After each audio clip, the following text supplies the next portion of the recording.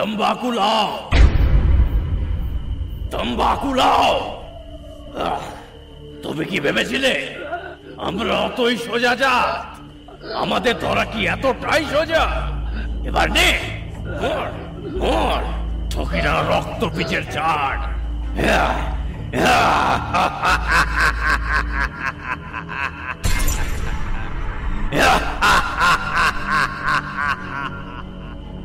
এই अनोखी पहलुर फांसे তোর মৃত্যু আজ অবধারিত।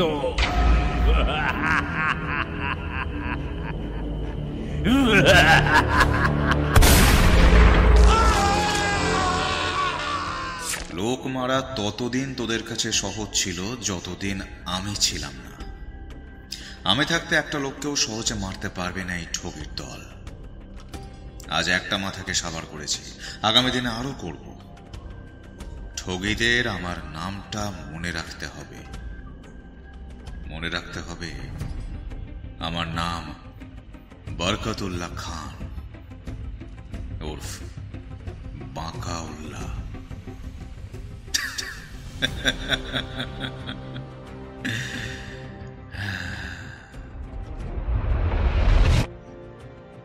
ভারতের অধিকাংশ গ্রাম তখন মারাত্মক এক দস্যু দলের জন্য ভীত, অতিষ্ঠ এবং ভয়ঙ্কর আতঙ্কে শঙ্কিত।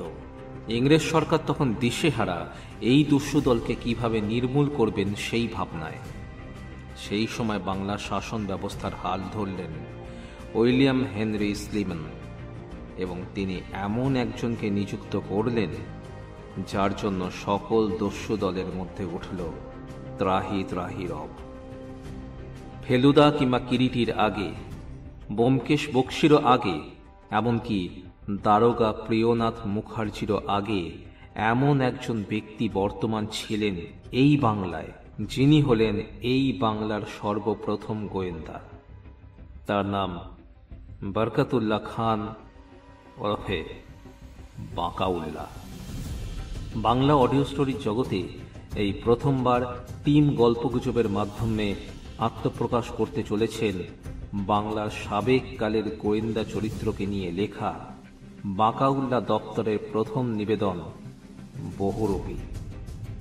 গল্প রচনায় কালীপ্রসন্ন চট্টোপাধ্যায়, কাহিনী বিস্তার ও নাট্যরূপে সোমদর্শী, সৌভিক রায় ও ঝিনুক। গল্প পাঠে প্রবীর রায়, বাঁকাউল্লাহ খানের চরিত্রে স্নেহাদ্রি, অন্যান্য চরিত্রে প্রিয়ম, শুভ্রকমল মুখার্জি, রাজ চট্টোপাধ্যায়, পার্থ মুখার্জি, অনিশ, সোমদর্শী, দেবস্মিতা ও বরসা। পোস্টার ডিজাইন শুভদীপ ব্যানার্জি, শব্দ সংযোজন রিম্পা, এডিট মাস্টারিং আবহ, সাউন্ড এফেক্টস, ভিজুয়াল গ্রাফিক্স, নির্দেশনা ও সূত্রধারে আমি সোমদর্শী। শুরু হচ্ছে বাংলার সাবেক কালের সর্বপ্রথম গোয়েন্দা বাঁকাউল্লাহ খানের টান টান রহস্য ঘেরা প্রথম গোয়েন্দা গল্প বহুরূপী। শুনতে থাকুন শ্রোতা বন্ধুরা।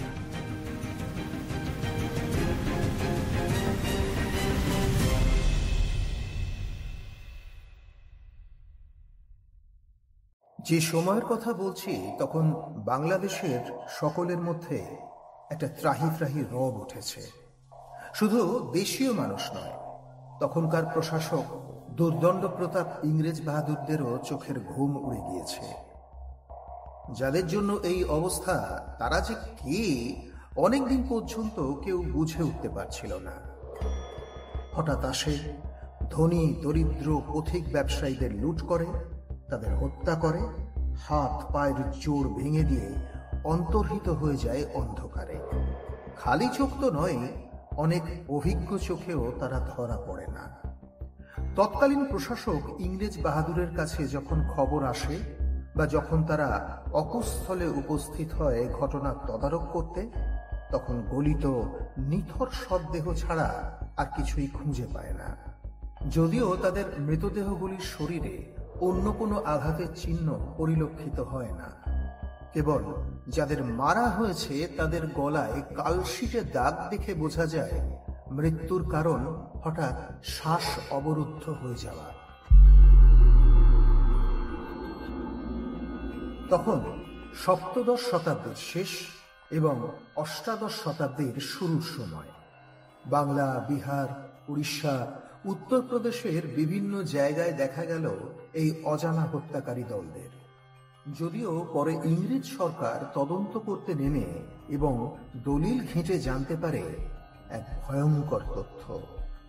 এই হত্যাকারী দলকে বলা হতো ঠগী, যার বাংলা তর্জমা করলে দাঁড়ায় প্রবঞ্চক অথবা প্রতারক।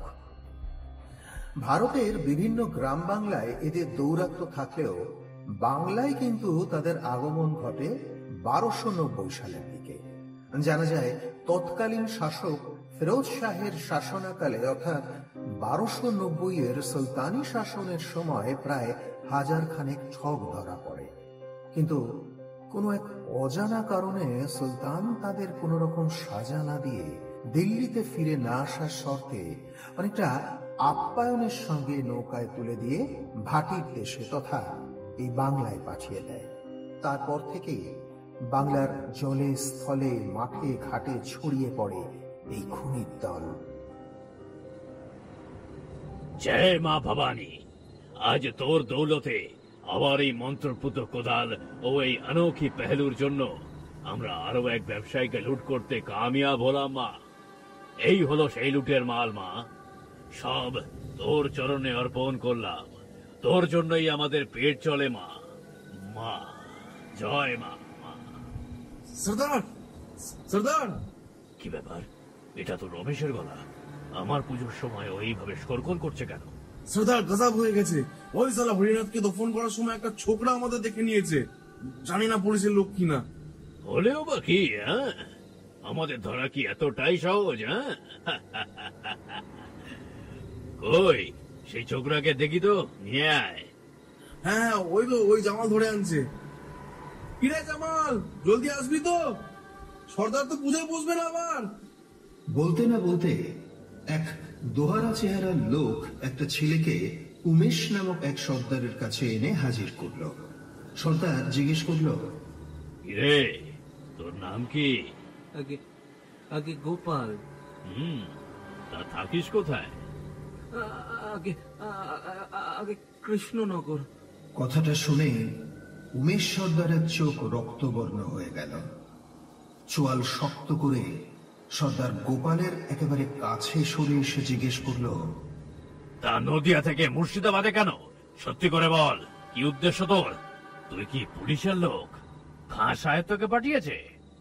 তখন জামাল বলে উঠল, এ তো পরেশানি কি আছে সর্দার, বলো তো একেও খালাস করে দি। না, আগে ও কি বলে শুনি, তারপর আমি ফয়সলা করব। কি হলো? কি চুপ করে আছিস কেন? বল। আমার বাবা মারা গেছে কয়েক মাস আগে। ঘরে বড় অভাব, মাথার উপরে মার বেধবা দিদি। তাই বাড়ি ছেড়েছি রোজগারের জন্য। বাড়িতে বলে এলে কেউ আর বেরোতে দিত নি, তাই লুকিয়ে পাইলেছি। আমার একটা কাজ চাই সর্দার। আপনি যা বলবেন তাই করব। শুধু একটা কাজ দিন, যাতে আমার বাড়ির অভাবটা মিটে যায়। এ গরিবি আর সহ্য হয় না সর্দার, এ গরিবি আর সহ্য হয় না। বুঝলাম। ওঠ ওঠ, পাছাড় ছাড়। এই রমেশ, আমাদের পরের গন্তব্য নসিপুর। একে ভালো করে বুঝিয়ে দে যে কি করতে হবে। আচ্ছা গোপাল, তুই বাঁকাউল্লাহ খানকে চিনিস? সেও তো কৃষ্ণনগরের লোক শুনেছি। বেটা আমার অনেক কাজ ভেস্তে দিয়েছে। ওর নজর এড়িয়ে যা করার করতে হবে। আর সাথে বাধা হয়ে দাঁড়িয়েছে ওই গভর্নর। কি বেশ নাম লোকটার? আগে সর্দার, সিলিমান। হ্যাঁ, সিলিম্যান। শালা কিচ্ছু করতে পারলো না। ওর এলাকায় ওকেই ঘোল খাওয়াবো। আমার সাথে টাক্কর এই উমেশের সাথে। বুকের ওপর বসে দাড়িও প্রাবো শালা। এই, তুই কি এদের কাউকে চিনিস গোপাল? বাঁকাউল্লাহ আমার বাবার সূত্রে আমাদের পারিবারিক আত্মীয় হন। শুধু ওনাকেই। এখন এই রমেশের সাথে বাইরে যা। আর হ্যাঁ, ও যেভাবে বলবে তার অন্যথা যেন না হয়।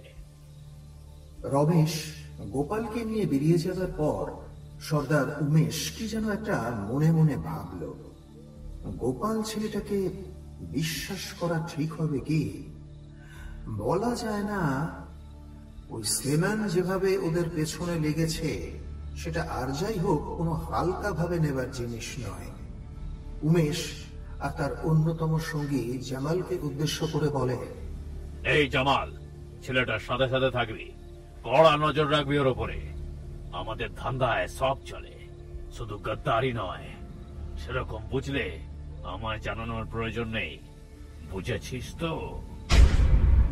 जो हुकुम सरदार। এখন যা, মায়ের পুজোর সময় বেরিয়ে যাচ্ছে। আমাদের পরের গন্তব্য নসিপুর।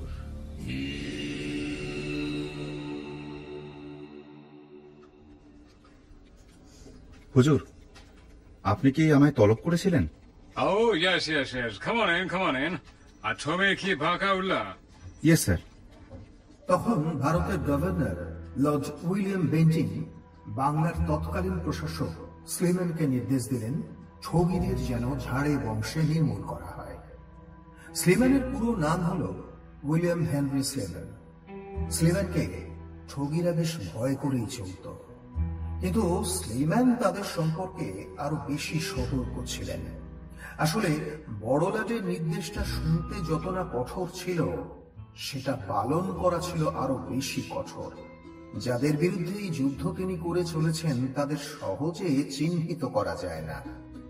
ভিড়ের মধ্যে সাধারণ মানুষের ছদ্মবেশে এমন ভাবে মিশে থাকে যে তাদের চিহ্নিত করাই বেশ শক্ত কাজ।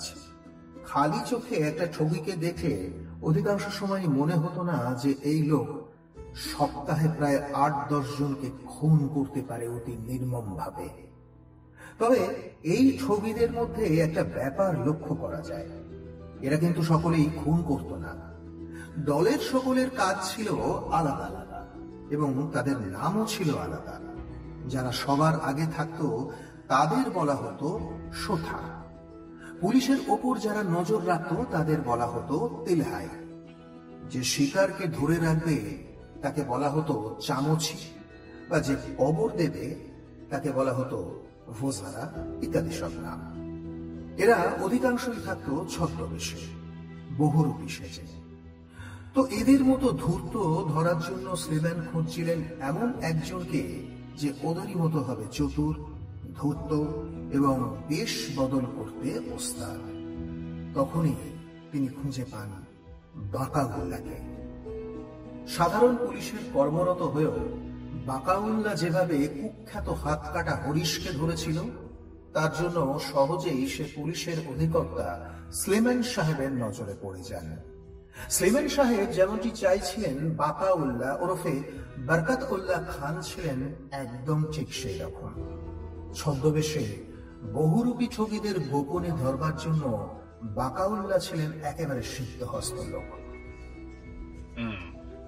তোমার সাথে বিশেষ একটা দরকার ছিল আমার। আসলে I want to give you a responsibility. তোমার উপর খুব বড় একখানা রেসপন্সিবিলিটি দেওয়া হইবে। কিরকম sir? Do you know about the thugs? চিনো ঠগ, ঠগি? ইদানিং এই ঠগিদের উৎপাত বড় বাড়িয়াছে। এরা কোনো পথিক দেখিলেই তাহাদের গলায় ফাঁস দিয়া মারিয়া তাদের সব দামি জিনিসপত্র লুট করিয়া নিতেছে। বেশ কিছুদিন আগে বহরমপুরের বড় মশলা ব্যবসায়ী হরিনাথ ঘোষ পরিবার নিয়ে কাশি যাচ্ছিল। মাঝপথে তারা এই ঠগিদের কবলে পড়ে। ওরা এদের সকলকে ভুলিয়ে ভালিয়ে সেই সমস্ত লোকজনদের ভুল পথে নিয়ে গলায় রুমালের ফাঁস দিয়ে তাদের সকলকে মেরে তাদের সব কিছু লুট করিয়াছে। সেই পরিবারের মেয়েদেরই শুধু এরা কিছু করে নাই। এইসব মহিলাদের থেকেই আমরা এসব জানতে পারিয়াছি। হ্যাঁ স্যার, আমি শুনেছি এই ঠগীদের ব্যাপারে। শুধু তাই নয়, এদের বেশ কয়েকটা কার্যকলাপ আমি ভেস্তেও দিতে পেরেছি। শুধু এখনো পর্যন্ত কাউকে ধরতে পারিনি। এরা এইভাবেই অসহায় পথিকদের মেরে তাদের সর্বস্ব লুট করে। কিন্তু আমাকে এখন কি করতে হবে sir? Now, let me straight come to the point. এদের ধরিবার জন্য ইস্ট ইন্ডিয়া কোম্পানি বেশ কিছু গুপ্তচর আর কিছু পুলিশ নিয়োগ করার কথা ভাবিতেছে এদের গ্রেপ্তার করিবার জন্য। একটা টাস্ক ফোর্স বলতে পারো। আমি চাই সেই পুলিশ দলের মধ্যে তুমিও থাকিবে। তোমার কাজ হইবে টেলিগ্রাম পাওয়া মাত্র সেই সব জায়গায় গিয়া ওই ঠগীদের দলের অনুসন্ধান করা। বুঝতে পারিয়াছ? আমরা কিছু নতুন ধরনের আর্মস আনিয়াছি এর জন্য। সে সমস্ত কিছু তোমার কাছে কিছু নতুন নহে, তাই এই কাজটা তুমি করতে পারবে বলেই আমি মনে করি। কৃষ্ণনগরের এই চাঁদ সড়ক গ্রামটি বেশ ছোট। গ্রামে হিন্দু মুসলমান মিলিয়ে প্রায় 40 ঘর গৃহস্থের বাস। ছোট শান্তিপ্রিয় এই আম কাঁঠালের ছায়ায় ঘেরা গ্রামেরই তাঁতিপাড়ায় তারণ তাঁতির বাড়ি। বাকাউলার বাড়ির বেশ কাছেই। তারণ তাঁতি আর বেঁচে নেই। তার বিধবা স্ত্রী 2 ছেলে মেয়েকে নিয়ে কোনো মতে অভাবের মাঝেই কষ্টে সৃষ্টে সংসার চালায়। বাকাউলার সাথে তাদের বহুদিনের পরিচয় সূত্রে এক প্রকার আত্মীয়তা হয়ে গিয়েছে। তাই কাজের ফাঁকে সে মাঝে মাঝেই আসে তাঁতির ছেলে গোপাল আর বিধবা মেয়ে সুখময়ীর সঙ্গে দেখা করতে। তারাও বেশ মান্য করে চলে বাকাউল্লাকে। সেবারে মুর্শিদাবাদে বড় সাহেব স্লিম্যানের সঙ্গে দেখা করে বাড়ি ফিরেই বাকাউল্লা একবার তাঁতিপাড়ায় যাবে ঠিক করল, ওই 2 ভাই বোনের খোঁজ খবর নিতে। গোপাল, গোপাল, কি রে গোপাল, কোথায় গেলি তোরা সব? আরে ও সুখী, তোরা কেউ বাড়িতে আছিস নাকি? তাঁতিপাড়ার এক প্রান্তের ছোট্ট এই কুঁড়ে ঘরটি থেকে এবারে বেরিয়ে এলো এক বিধবা মেয়ে। বয়স আন্দাজ 25-এর কাছাকাছি। তার মুখটা দেখে বেশ বিষণ্ণই মনে হচ্ছে তাকে। সে বেরিয়েই বললে, আরে দাদা যে, এসো দাদা, এসো ভেতরে এসে বসো। হ্যাঁ চল রে সুখী, চল। কবে ফিরলে গো দাদা? এই তো এই কালকেই ফিরলাম রে মুর্শিদাবাদ থেকে। বড় সাহেব তলব করেছিল কিনা তাই যেতে হয়েছিল। ফিরেই ভাবলাম এতদিন ছিলাম না বাড়িতে, তোদের তো কোনো রকম খোঁজ খবরও পাইনি, তাই চলে এলাম। তাই সেসব কথা বাদ দে, আগে বল কেমন আছিস তোরা সব? বাকাউল্লার এই প্রশ্নের উত্তরে বিষণ্ণ সুখময়ী রীতিমতো কান্না ভেজা গলায় বলে উঠল, কি আর বলি তোমায়, খুব কষ্টে আছি গো আমরা। এ কথা বলে 2 হাতে কাপড়ের আঁচল নিয়ে ফুঁপিয়ে ফুঁপিয়ে কাঁদতে লাগলো সুখী ওরফে সুখময়ী। সুখময়ীর এইরকম আচরণে বেশ অবাক হলেন বাকাউল্লা। সুখময়ী ও গোপালকে সে বড় স্নেহ করে। একটা আত্মিক যোগ আছে এদের সাথে বাকাউল্লার। ফলত সুখময়ীর এইরকম আচরণে বেশ চিন্তান্বিত হয়ে উঠলেন তিনি। ধরা গলায় উৎকণ্ঠিত হয়ে তিনি জিজ্ঞেস করলেন, কেন রে, কি হয়েছে? কারোর শরীর টরীর খারাপ হলো নাকি? সেই যে তুমি তদন্তের কাজে 3 মাস আগে শহরে গেলে, তারপর থেকে ভাইকে আর খুঁজে পাওয়া যাচ্ছে না। আজ প্রায় 2.5-3 মাস হয়ে গেল সে বাড়ি ফেরেনি গো। এতক্ষণ ধরে তাদের মধ্যেকার কথাবার্তা ভিতর থেকে শুনছিলেন সুখময়ীর বিধবা বয়স্কা মা। তিনি সুখময়ী আর বাকাউল্লার মধ্যেকার কথাবার্তা শুনে বেরিয়ে এলেন ভিতরের ঘর থেকে। তার মুখে দুঃখ আর উদ্বেগের ছাপ স্পষ্ট। সে যে কোথায় গেছে কেউ জানে না। আমরা অনেককে দিয়ে খোঁজ নেওয়ার চেষ্টা করেছিলাম, কিন্তু কোনোভাবেই কোনো খবর পাইনি। মা তো প্রায় সেই থেকে খাওয়া ঘুম সব ত্যাগ করেছেন। সে কি কথা? সে হতভাগা গেল কোথায়? আমি জানি না গো দাদা, কিছুই বুঝতে পারছি না আমরা। তুমি তো জানো গোপাল আগেও অনেকবার এরকম করেছে, বাড়ি ছেড়ে পালিয়েছে বেশ কয়েকদিনের জন্য, কিন্তু কখনোই এতদিনের জন্য তো বাড়ি ছেড়ে থাকেনি। সেটাই তো কথা, এরকম তো করেনি কোনোদিন। সুখময়ীর মা কাঁদতে কাঁদতেই এগিয়ে এলেন বাকাউল্লার কাছে। তিনি বাকাউল্লাকে অনুনয়ের সুরে কান্না ভেজা গলায় বললেন, বাবা, তুমি তো কোম্পানির পুলিশ দপ্তরের লোক, তুমি একটু কিছু ব্যবস্থা করে দেখো না। আমি জানি তুমি চেষ্টা করলে ঠিকই আমার ছেলেটাকে খুঁজে এনে দিতে পারবে। সে না হয় আমি চেষ্টা করে দেখবো, কিন্তু জানি না তাকে কিভাবে খুঁজে পাবো। কিন্তু আমি তো শুধু এইটাই ভেবে আশ্চর্য হচ্ছি যে এতদিনের জন্য বাড়ি ছেড়ে সে আছে কিভাবে। আমি আর কি বলি বলো বাবা, আমাদের কপালটাই খারাপ। যতদিন উনি বেঁচে ছিলেন আমাদের কোনো অভাব ছিল না, তাদের কাজ করে দিব্যি চলে যেত আমাদের। কিন্তু উনি মারা গেলেন, তারপরে বছর ঘুরতে না ঘুরতেই মেয়েটাও বেদবা হলো। ছেলেটাকেও তো ঠিক করে মানুষ করতে পারলাম না। সে তো সারা দিন খালি গুন্ডামি করে বেড়ায়, আর রাত হলেই নেশার আসরে নয়তো বাইজি বাড়িতে যায়। সবই তো তুমি জানো বাবা, তোমাকে আর আলাদা করে কি বলি বলো তো। এতক্ষণে একেবারে কান্নায় ভেঙে পড়লেন সুখময়ী আর তার মা। এই দুই অসহায় নারীকে দেখে রীতিমতো চিন্তিত বোধ হলো বাকাউল্লার। সত্যি বলতে কি, গোপাল একমাত্র তার কথাই একটু মেনে চলে, কিন্তু তার নিখোঁজের খবর পেয়ে একেবারে অবাক হয়ে গিয়েছে সে। যদিও গোপাল হয়তো ছেলে হিসাবে খুব একটা ভালো নয়, একাধিক বদ অভ্যেসও রয়েছে তার। বিশেষত তার বাবা দারুণ দাঁতে মারা যাবার পর থেকে যেন আরো বেশি উচ্ছন্নে গেছে ছেলেটা। তবে হাজার হোক সন্তান তো, তার জন্য তার মায়ের চিন্তা হওয়াটাই স্বাভাবিক। কাজেই সান্ত্বনা দিয়ে আর দুই মা মেয়ের হাতে সংসার খরচ চালানোর প্রয়োজনীয় কিছু টাকা দিয়ে বেশ চিন্তিত মুখেই বেরিয়ে এলো সে। প্রতিশ্রুতি দিয়েছে ঠিকই, কিন্তু তা কতটা রাখতে পারবে সে নিয়ে নিশ্চিত নয় বাকাউল্লাহ। তবে ভাগ্যক্রমে কিছুদিনের মধ্যেই গোপালের সঙ্গে দেখা হয়ে গেল তার। 7-8 দিন পরে একবার সৌদাবাদ যাবার পথে রাস্তার একদিকে একটা ছোট দোকানে 2-3 জন লোকের সাথে গোপালকে বসে থাকতে দেখতে পেল বাকাউল্লাহ। গোপাল, আরে ওই গোপাল, কিরে শুনলাম তুই নাকি বাড়ি ফিরিসনি অনেকদিন, কি ব্যাপার রে তোর? হঠাৎ করে বাকাউল্লার গলা শুনে বেশ চমকে গেল সে। তারপরে কাছেই তাকে এগিয়ে আসতে দেখে তাড়াতাড়ি কোন রকমে নিজের সঙ্গী সাথীদের নিয়ে সৌদাবাদ থেকে নসিপুরের পথ ধরল। আরে কি ব্যাপার, ও আমাকে দেখেও না চেনার ভান করলো কেন? বাকাউল্লাহ এত সহজে পিছু ছাড়ার পাত্র নয়। সেও গোপালের পিছু পিছু চলতে লাগলো, কিন্তু যতই চলে ততই মনে হয় যেন পথের কোনো শেষ নেই। কিন্তু বেশি দূর তাদের অনুসরণ করতে পারল না সে।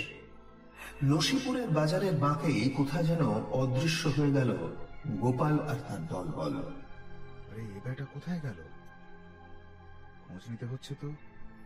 নসিপুর এমনিতেই বেশ ছোট জায়গা, কাজেই নতুন কেউ এলে তার খোঁজ নেওয়াটা এমন কিছু ব্যাপার নয়। তাই বাজারের মধ্যেকার একটা ছোট ময়রার দোকানে গিয়ে খাওয়া দাওয়ার নাম করে খোঁজ খবর নেওয়া শুরু করলো বাকাউল্লাহ। আচ্ছা দাদা, ইদানিং এই নসিপুরে কেউ নতুন এসেছেন? যে হ্যাঁ এসেছেন তো।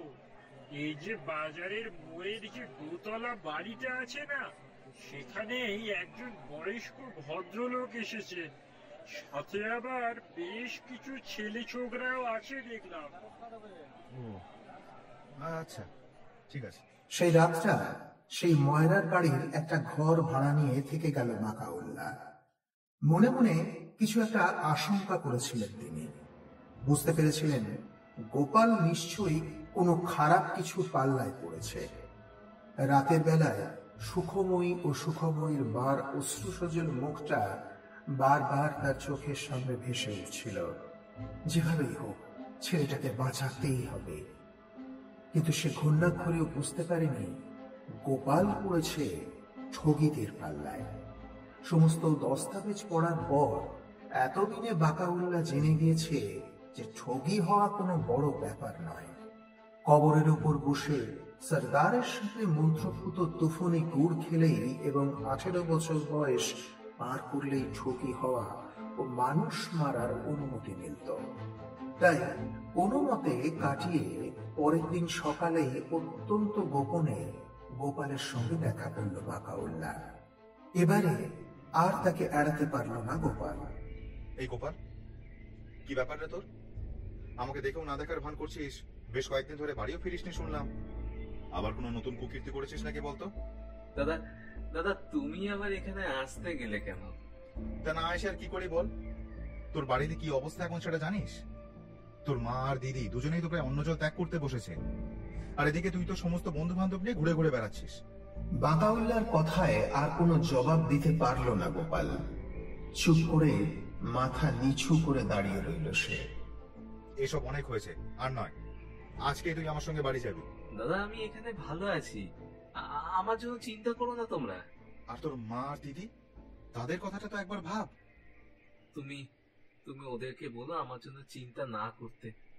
আমি শিগগিরই কিছু টাকা পাঠাবো বাড়িতে। আর তুমিও আমাকে নিয়ে যাওয়ার জন্য জোর করো না। আমি এদের দলে রয়েছি এখন। হঠাৎ করে যদি চলে যাই, তাহলে হয়তো আমার দলের লোকেরা আমার ক্ষতি করার চেষ্টা করবে। দল? কিসের দল? গোপাল এবারে কিছু একটা বলতে যাচ্ছিল, কিন্তু তখনই বাইরে দরজার দিকে কাউকে দেখে এসে চুপ করে গেল। দরজার ঠিক পাশেই একজন ব্যক্তি এসে দাঁড়িয়েছেন। তার চুল দাঁড়িয়ে যদিও একেবারে পেকে গিয়েছে, কিন্তু শারীরিক গড়ন আর চোখের দৃষ্টি একজন যুবকের মতোই তীক্ষ্ণ। সেই ভদ্রলোক একবার কটমট করে দুজনকে ভালো করে দেখে নিয়ে তারপর গোপালকে উদ্দেশ্য করে বলল, গোপাল, আমাদেরকে এবারে বেরোতে হবে। হ্যাঁ উমেশদা, চলো চলো। গোপাল ঘর থেকে বেরিয়ে যাওয়ার আগে একবার শুধু তাকিয়ে দেখল বাকাউল্লাহর দিকে, তারপরে মাথা নিচু করে বেরিয়ে গেল ঘর থেকে। বাকাউল্লাহ কিছুক্ষণ দাঁড়িয়ে রইল ঘরের মধ্যে, তারপর সেও ঢুকলো পাশের ঘরে। এই ঘরটা আগের ঘরটার তুলনায় একটু বেশি অন্ধকার। বাকাউল্লাহ মনে মনে ঠিক করলো সেখানে দাঁড়িয়ে থাকবে কিছুক্ষণ, ওদের দুজনের ফিরে আসার অপেক্ষায়। তবে বেশিক্ষণ অপেক্ষা করতে হলো না তাকে। বাকাউল্লাহ বুঝতে পারলো যে পাশের ঘরেই আবার ফিরে এসেছে তারা। এই ঘর থেকে দিব্যি শোনা যাচ্ছে তাদের গলা। কি হে, তুমি ওনাকে কিছু বলনি তো গোপাল? ওই লোকটা কিছু সন্দেহ করেনি তো আমাদের পরিচয় নিয়ে? না দাদা, সে নিয়ে তুমি নিশ্চিন্ত থাকো, আমি কিচ্ছুটি বলিনি আমাদের দলের ব্যাপারে। ঠিক আছে, ভালোই করেছো। তবে আমাদের আর এখানে থাকলে চলবে না। তোমার ওই দাদা যে আসলে পুলিশের লোক তা আমি জানি। ওর নজর যখন একবার আমাদের উপর পড়েছে, তাহলে এত সহজে আমাদের পিছু ছাড়বে না। তাই যত দ্রুত সম্ভব পালাতে হবে আমাদের। বাকাউল্লাহ বেশ অবাক হলো গোপাল আর উমেশের কথায়। পালাবো? কিন্তু কোথায়? কাশিতে আমাদের দলবলের আরো কিছু লোক আছে, সেখানেই কদিনের জন্য গা ঢাকা দিতে হবে আমাদের। আর আমার ভাগের টাকা? সেসব আমি তোমায় কাশিতে গিয়েই দেবো। না দাদা, তুমি আমাকে আমার ভাগের টাকাটা দাও। আমি আমার গ্রামের বাড়িতে দিয়ে আসি কিছু টাকা। অনেকদিন হলো আমার মা আর দিদি বাড়িতে একা রয়েছেন, মাথার উপরে সংসার চালানো কোনো লোক নেই গো। এই কটা টাকা খুবই দরকার, আমাকে দিয়ে আসতে হবে তাদের। আরে বাবা, এত অস্থির হচ্ছ কেন? তোমাকে তো বলেছি কাশিতে গিয়ে সব টাকা আমি দিয়ে দেবো তোমায়।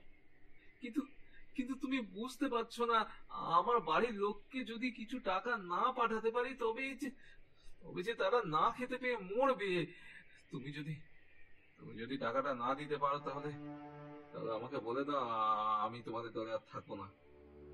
গোপালের কথায় এতক্ষণে বেশ গাম্ভীর্য আর বিরক্তির ভাব ফুটে উঠল উমেশের মুখে।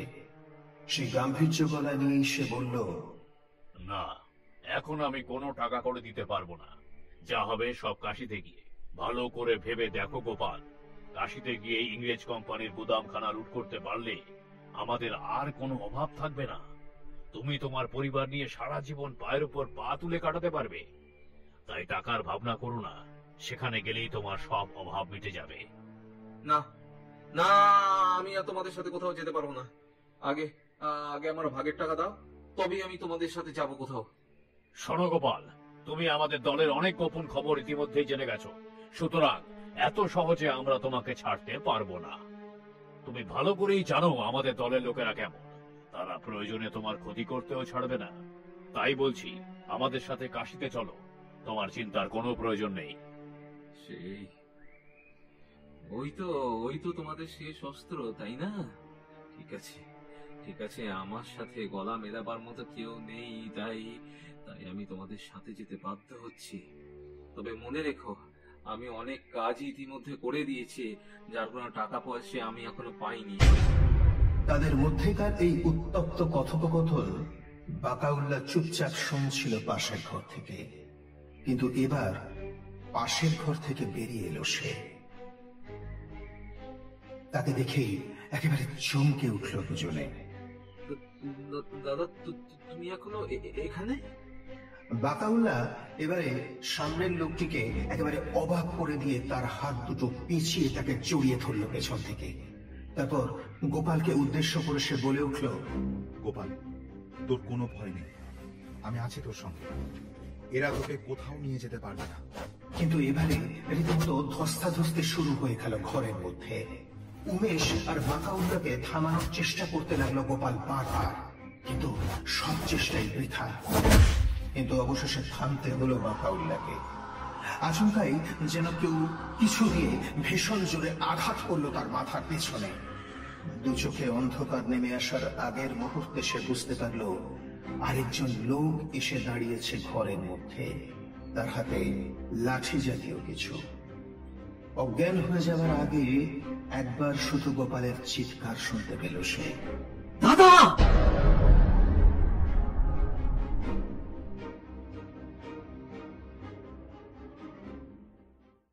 সে কি বলছো গো দাদা, তোমার এই অবস্থা গোপাল করেছে? বাকাউল্লাহ সেই দিন জ্ঞান ফেরার পরে বুঝতে পারে সেই বাড়িরই ফাঁকা ঘরে পড়ে আছে সে, আর কোনো জনপ্রাণী নেই সারা বাড়িটাতে। এদিকে মাথায় অসহ্য ব্যথা, রক্তপাত হয়েছে বেশ কিছুটা। সেদিনেই কোনো মতে বাড়ি ফিরেছে, এখনো তার মাথায় পট্টি বাঁধা। আজ একটু সুস্থ হয়ে চলে এসেছে সুখময়ের কাছে গোপালের খবর জানাতে। না, এ কাজ গোপালের নয়। সে আর যাই করুক আমার গায়ে হাত তুলবে না। এই কাজ ওর দলের লোকেরই, তারাই আমার থেকে গোপালকে দূরে নিয়ে যাওয়ার জন্য এইসব কাজ করেছে। কিন্তু ওদের কিসের দল গো? এমন কোন দলের কথা তো আমাদের সে আগে কখনো বলেনি। আমার ওদের কথা শুনে যা মনে হলো, গোপাল নিশ্চয়ই ঠগীদের দলে গিয়ে পড়েছে। ঠগী? কারণ ওরা কাশিতে গিয়ে কোম্পানি সাহেবের কুঠিতে লুট করবে বলছিল। এদিকে আমার কাছে যা খবর আছে, ওরা আগেও বহরমপুরে বেশ কিছু জায়গায় খুন আর লুটপাট করেছে। এবারে ওরা সম্ভবত কাশিতে গিয়ে কোম্পানির কুঠিতেই হামলা করার ফন্দি করছে। তাহলে এবারে কি হবে দাদা? কোম্পানির বড় সাহেবরা খবর পেলে তো আর রোখতে থাকবে না। ওরা একবার ধরা পড়লে যে গোপালকেও হাজত বাস করাবে সাহেবরা। সে তো বটেই। আর কিছু বলতে পারল না সে, কারণ ইতিমধ্যে বেশ চিন্তায় পড়ে গেছেন গোপালের মা আর তার দিদি সুখময়ী। এবারে তার চিন্তার রেশ কাটিয়ে সুখময়ী বলল, ও দাদা, এবারে তুমি এর কিছু উপায় বাতলে দাও। তুমি তো পুলিশেরই লোক, কোম্পানি সাহেবদের অনেকের সাথে তো খাতির আছে তোমার। তুমি কোনো মতে গোপালের কোনো ব্যবস্থা করো। তুই চিন্তা করিস না সুখী, আমি এর ব্যবস্থা করবই। বড় সাহেবের আমাকে দেওয়া কাজের দৌলতে আমার তো কাশি যেতেই হবে। আশা করি গোপালকেও সেইখানেই পাবো, আর ওকে পেয়ে গেলেই ওদের সম্পূর্ণ দলটাকে ধরতে খুব বেশি কাঠখড় পোড়াতে হবে না। তাহলে দাদা আমাকেও তোমার সাথে নিয়ে চলো, সেখানে গিয়ে আমি নিজে অনুরোধ করে গোপালকে বাড়ি ফিরিয়ে আনবো। সে কি কথা সুখী, তুই কি করে যাবি? কাশি যে অনেক দূর, তুই আমার সাথে যেতে পারবি সেখানে? আর পথে কোনো বিপদ আপদ হলে কি হবে? হ্যাঁ দাদা, ঠিক যেতে পারবো আমি। তুমি আমায় না বলো না, নিয়ে চলো তোমার সাথে। আমিও তোমার সাথে গোপালকে নিয়ে তবেই বাড়ি ফিরবো। না না সুখী, এ হয় না, তুই আর জেদ করিস নি। আচ্ছা পিসি, তুমি একটু বোঝাও না সুখীকে। ওকে তুমি না বলো না বাবা, আমার বেচারি মেয়েটা এই কম বয়সে বেধবা হলো। এখন যদি ওর কাছে গিয়ে নিজের হতভাগা ভাইটাকে ফিরিয়ে আনার ইচ্ছে হয়, তবে আমি বা কি করে না বলি বলো? তুমি বরং ওকে তোমার সাথেই নিয়ে যাও। তুমি একা অত দূরে আমার ছেলেটার জন্য যাচ্ছ, সুখী গেলে তোমার একটু সুবিধেই হবে। ওর দিদির কথা শুনে যদি ছেলেটার একটু সুবুদ্ধি ফেরে। এর উত্তরে আর কিছু বলতে পারল না বাকাউল্লাহ। অগত্যা এবারেও এই দুই স্নেহময়ী নারীর ইচ্ছের কাছে হার মানতে হলো তাকে।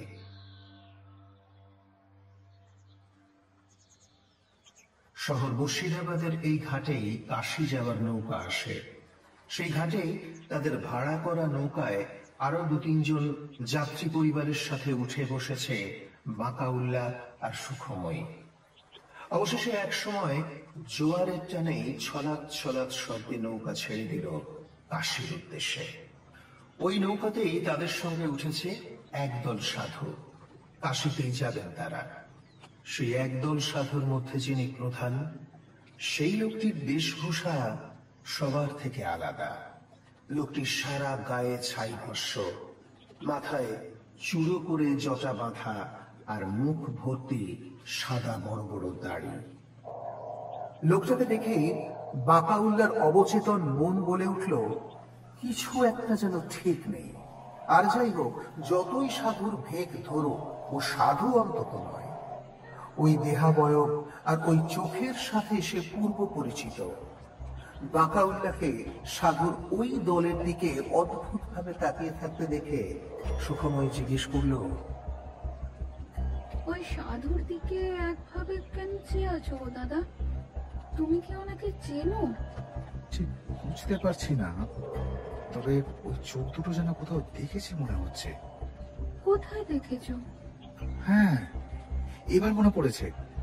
ওই সাধুকে অনেকটা ওই নসিপুরের ওই বাড়িটাতে দেখা গোপালের সেই উমেশ দা নামক লোকটার মতো দেখতে।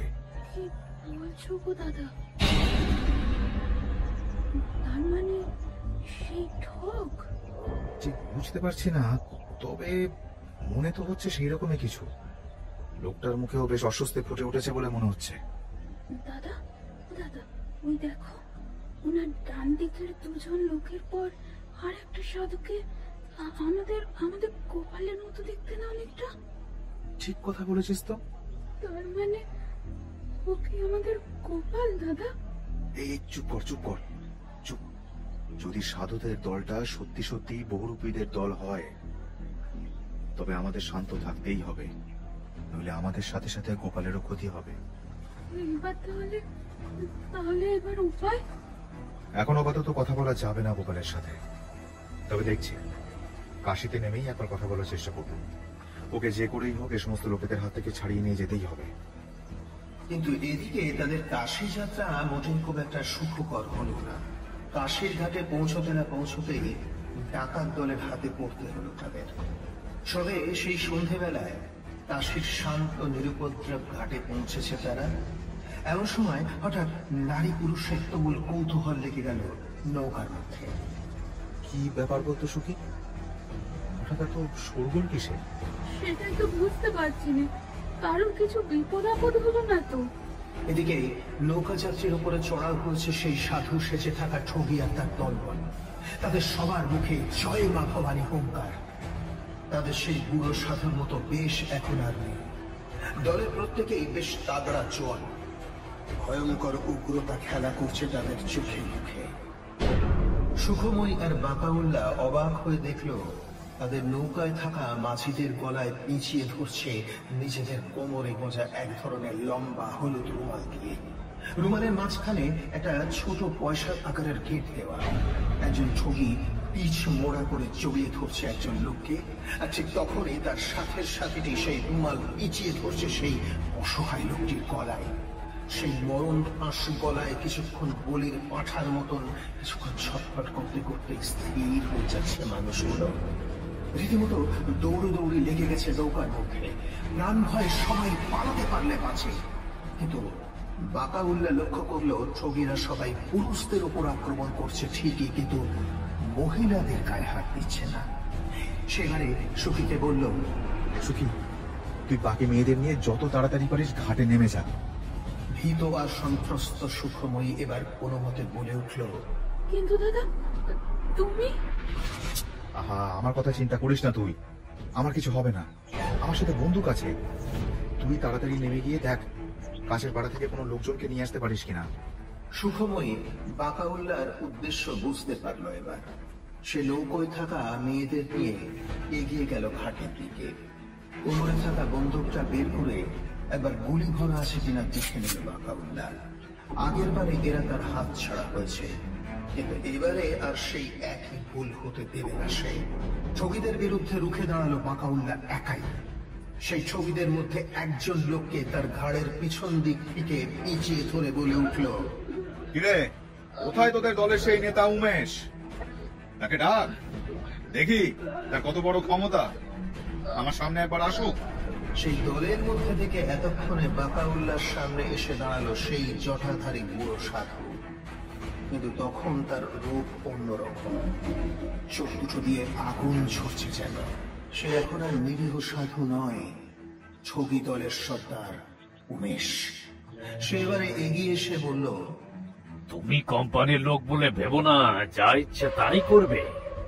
আমার দলের লোকেদের সাথে তুমি পেরে উঠবে না বাকাউল্লাহ। এই বলেই হেসে উঠল সে। কিন্তু তখনই গর্জে উঠল বাকাউল্লাহর হাতে থাকা বন্দুক, আর সাথে সাথেই শোনা গেল উমেশের আর্তচিৎকার। বাকাউল্লাহর অব্যর্থ নিশানায় উমেশ তার জখম হওয়া পাটা চেটে ধরে বসে পড়ছে নৌকার উপরেই। রীতিমতো হইচই লেগে গেছে ঘাটে বন্দুকের শব্দে। নৌকোয় থাকা ঠগীদের দলের বাকিরাও তখন প্রাণ ভয়ে ঝাঁপ দিয়েছে গঙ্গার বুকে। শুধু উমেশ বাদে। তার ঠিক করে উঠে বসানোর সাধ্য হয়েছে। বাকাউল্লাহ এগিয়ে এসে উমেশের ঘাড় চেপে ধরে তাকে নৌকা থেকে ঘাটে নামানোর উপক্রম করলে উমেশ শেষ চেষ্টা করার জন্য অতর্কিত একটা খুশি চালায় বাকাউল্লাহর পেট লক্ষ্য করে। মুহূর্তের মধ্যে এক দলা টাটকা রক্ত বেরিয়ে আসে তার মুখ থেকে। কিছুক্ষণের জন্য নিজের পেটটা চেপে ধরে যেন একটু থমকে যায় সে। তার চোখের সামনে তখন উমেশের শয়তানি হাসি, কিন্তু সে হাসিও থেমে যায় এবারে। বাকাউল্লাহর ডান হাতের কোনা দিয়ে সজোরে আঘাত করে উমেশের ঠিক ঘাড়ের কাছে। এবারে ইক করে একটা শব্দ করে লুটিয়ে পড়ে উমেশ। উমেশের অজ্ঞান হওয়া শরীরটাকে কোনো মতে এবারে টেনে হিঁচড়ে নৌকা থেকে ঘাটে নামিয়ে এনে সেখানে থপ করে বসে পড়ে বাকাউল্লাহ।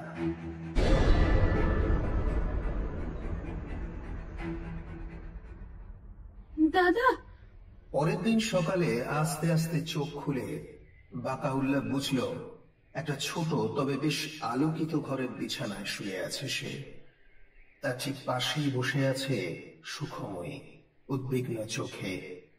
তাকে উঠে বসার চেষ্টা করতে দেখেই সে বলে উঠল, দাদা তুমি এখন কেমন আছো?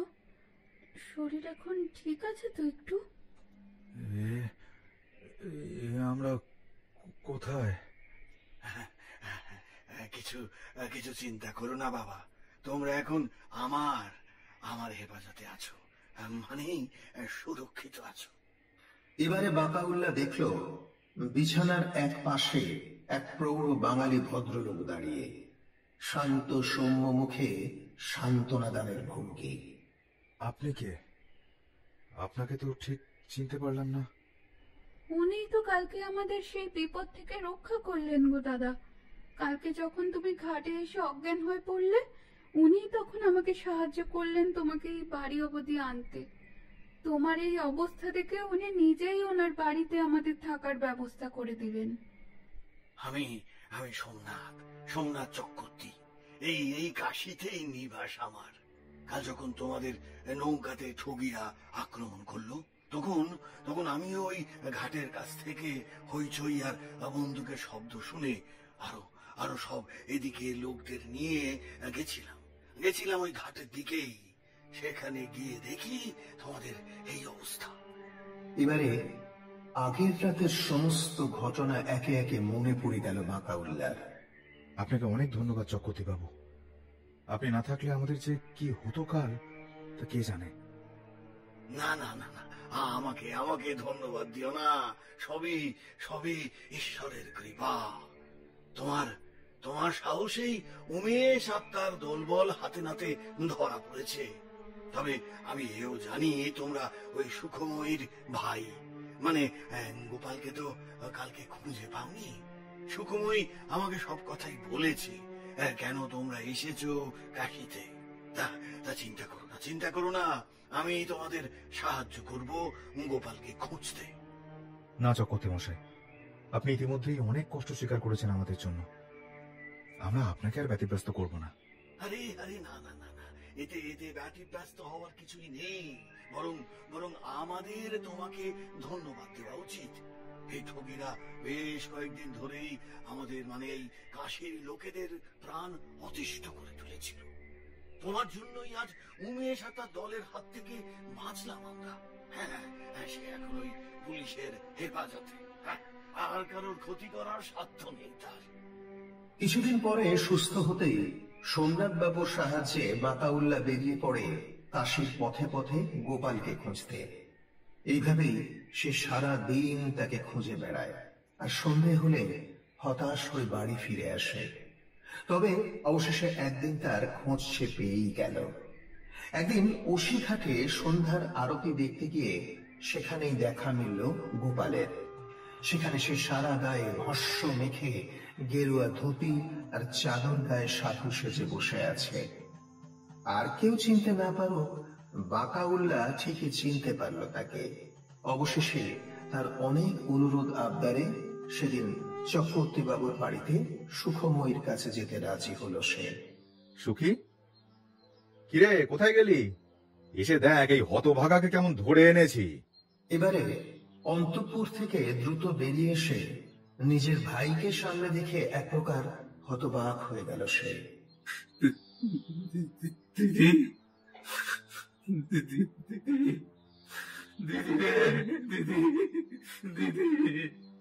এবারে সুখময় এগিয়ে এসে জড়িয়ে ধরল নিজের অবাধ্য এই ভাইটিকে।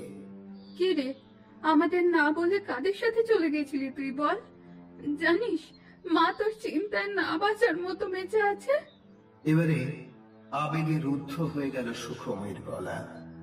দিদি আর ভাইয়ের এই আবেগ ভরা মুহূর্ত দেখে বাকাউল্লার চোখেও যেন জল চলে এলো।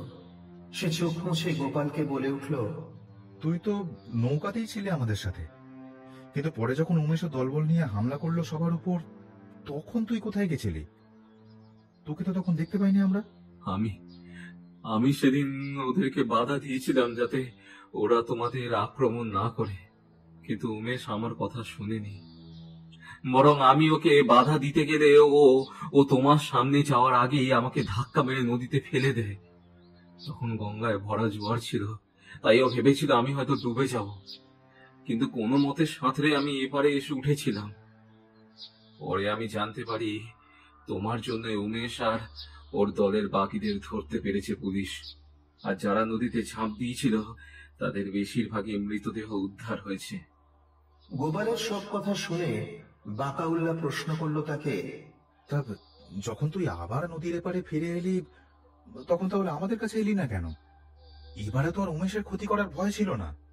তোমার কাছে আমি অপরাধী বাকাউ দাদা। আমার জন্যই তোমার আর সুখীর প্রাণ সেদিন বিপদে পড়েছিল। আমি যদি না টাকার লোভে উমেশের দলে যেতাম তাহলে এত সব কিছুই হতো না। সব দোষ আমার সব দোষ আমার। তাই আমি ভেবেছিলাম আমি আর কোনোদিনই তোমাদের নিজের মুখ দেখাবো না। এভাবেই কাশিতে পথে পথে ভিক্ষে করে কাটিয়ে দেব। এ কথা বলতেই অপরাধ বোধে রীতিমতো ছোট বাচ্চার মতো কেঁদে ফেলল গোপাল। বাকাউল্লাহ আর কিছু বলতে পারল না, শুধু আলতো ভাবে হাত রাখলো গোপালের মাথায়। পরের দিনই সোমনাথ বাবু ঠিক করে দেওয়া নৌকায় চড়েই সুখী আর গোপালকে নিয়ে বাকাউল্লাহ নিজের গ্রামের উদ্দেশ্যে রওনা দিল। নৌকাটা সবে হাত পাঁচেক এগিয়েছে, সঙ্গে সঙ্গে বন্দুকের শব্দ শোনা গেল। বাকাউল্লাহ ঘাটের দিকে ঘাড় ঘোরাতেই দেখতে পেল কয়েকজন উর্দিধারীকে। তারা হিন্দিতে বলছে, जल्दी वापस लाओ, जल्दी वापस लाओ, हमारे पास खबर है कि नाव में एक ठगी है, जल्दी नाव को वापस लाओ, यहाँ वापस लाओ। নৌকা ঘাটে ফেরাতেই সবাইকে ধরে নিয়ে যাওয়া হলো থানায়। জেরার মুখে পড়তে হলো বাকাউল্লাহকেও। যেহেতু তার সাথে তখন কোনো কাগজপত্র ছিল না, তাই সে যে পুলিশের লোক এটা প্রমাণ করতেই তার লেগে গেল 2 দিন। সুখময়ীকেও সেই 2 দিন হেফাজতেই রাখা হলো। কৃষ্ণনগর থেকে টেলিগ্রামের জবাব আসতেই বাকাউল্লাহ ও সুখময়ীকে ছেড়ে দেওয়া হলো। গোপালের জন্য হুকুম এলো যে ওকে রাজসাক্ষী হিসাবে আদালতে তোলা হবে। তাই যেন কাশী পুলিশ তাকে অতিরিক্ত সুরক্ষার সাথে মুর্শিদাবাদের গভর্নর জেনারেল স্লিম্যানের হাতে তুলে দেন। বাকাউল্লাহ সুখময়ীকে নিয়ে গোপালের সাথে একবার দেখা করতে যাওয়ার সময় পাশের লকাপেই উমেশ সহ বাকি ছবিদের দেখল। একটু থমকে দাঁড়াতেই উমেশ ইশারা করে তাকে আরেকটু দাঁড়াতে বলে তার দিকে এগিয়ে এলো। তারপর বরাদের ওপার থেকে একটা কুটিল হাসি হেসে বলল, খাঁ সাহেব, তুই কি ভাবলি আমায় বা আমার দলকে ধরিয়ে দিয়ে এই ঠকিদের বাংলা, বিহার, উড়িষ্যা আর উত্তরপ্রদেশ থেকে নিকেশ করতে পারবি? আমরা বহুরূপীর দল। বহুরূপী মানে বুঝিস, এক উমেশ সেখানে মরবে, সে গাছ হয়ে ফুড়ে বেরোবে অন্য জায়গায়। আমাদের মৃত্যু নেই রে বাকাউল্লাহ, মৃত্যু নেই। আমরা রক্তবীজের দল। আচ্ছা, শুনলাম নাকি তোদের গোপাল রাজসাক্ষী হতে চলেছে। দেখ, আদালতে শরীর যেতে পারে না অশরীরে। तू ज्यादा हंस मत, अंदर जा। आप चलिए बाकाउल्लाह जी, आप चलिए। এই বলে একটা বন্দুকের পেছনের গুঁতো মেরে উমেশকে সরিয়ে দিয়ে বাকাউল্লাহকে গোপালের সাথে দেখা করতে নিয়ে গেলেন কাশীর পুলিশ। গোপালকে দেখা মাত্রই আবেগে ফেটে পড়ল সুখময়ী। অনেক বোঝানোর পর সুখময়ী গোপালকে বিদায় জানিয়ে বলল, খুব শীঘ্রই আবার দেখা হবে রে ভাই, তুই চিন্তা করিস না। আসি রে। ইতিমধ্যেই সপ্তাহখানেক কেটে গিয়েছে। সেদিন সকালে কৃষ্ণনগর থানায় টেলিগ্রামটা ঢোকার পরেই বাকাউল্লাহর ডাক পড়ল। টেলিগ্রামটা পড়েই সে চেয়ারে ধপ করে বসে পড়ল। তার চোখ দিয়ে ঝরে পড়ল অশ্রুধারা। সেখানে লেখা ছিল যে আদালতের সামনে গাড়ি দাঁড় করিয়ে যখন গোপালকে নিয়ে যাওয়া হচ্ছিল সেখানে, তখন সামনে থেকে একটা লোক গুলি চালায় গোপালের বুক লক্ষ্য করে। তারপরেই সে নিজের মাথায় বন্দুকের নল তাক করে আত্মহত্যা করে।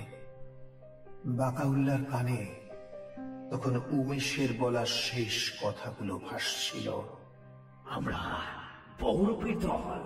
বহুরূপী এক উমেশ সেখানে মরবে, সে গাছ হয়ে ফুড়ে বেরোবে অন্য জায়গায়। আমাদের মৃত্যু নেই রে বাকাউল্লাহ, মৃত্যু নেই। আমরা রক্তবীজের দল। শুনলাম নাকি তোদের গোপাল রাজসাক্ষী হতে চলেছে। দেখ, আদালতে শরীর যেতে পারে না অশরীরে।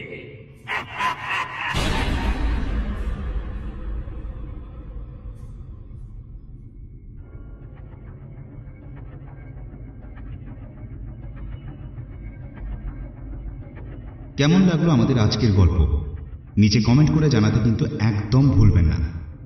ভালো লাগলে লাইক, শেয়ার এবং কমেন্ট করতে ভুলবেন না। খুব শীঘ্রই আমরা আরও একটি রোমাঞ্চকর গল্প নিয়ে আপনাদের সামনে ফিরে আসছি। ততক্ষণ ভালো থাকুন, সুস্থ থাকুন আর শুনতে থাকুন গল্প গুজব, যেখানে গল্প হবে অল্প নয়। ধন্যবাদ।